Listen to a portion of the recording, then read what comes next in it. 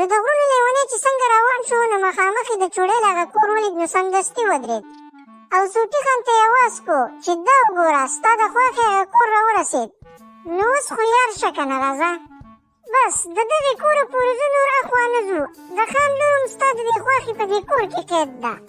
نو سوټي خان ورته وویل هلکه شین لیوه دا خوله دې سمه خوځوه دا به ستا د خوښې کور یې وروره زما ستا سره دا ګپ نشته ځوانه او خبره ده تلو شوه نو د وسه پورې میاشم دومره منډه وواله چې دا نوره به پسې مو ماشیم ځای را رسېدلی سوټي خان دا وی او د کور طرف ته روان شو چېرته په تیزۍ راغلی نو لاس یې خوږ شوی او لاس ته یې کتو او روان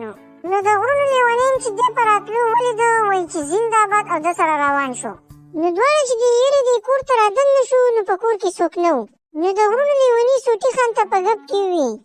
چې یاره په دیوال خو دې د سخر تصویر لګېدلی دی او ورسره دې د اوښو هم نو سوټی خان غوسه شو او ویې ویل یلکه لیوه تا ته ما ونه ویل چې ستا سره زما دا ګپ نشتې ته بیا هم راتېږې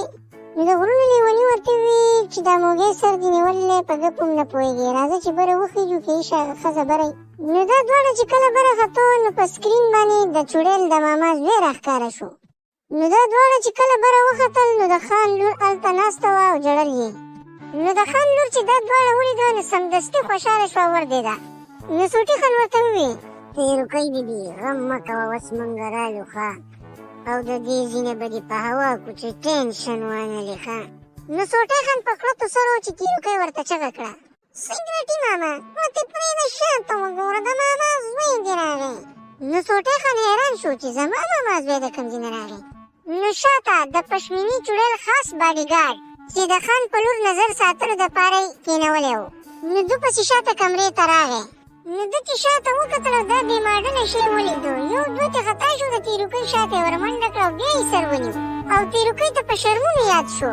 او بل طرف ته د غرونو لیونې میدان ته یې راټوپ کړو او مقابلې ته یې ځان تیار کړو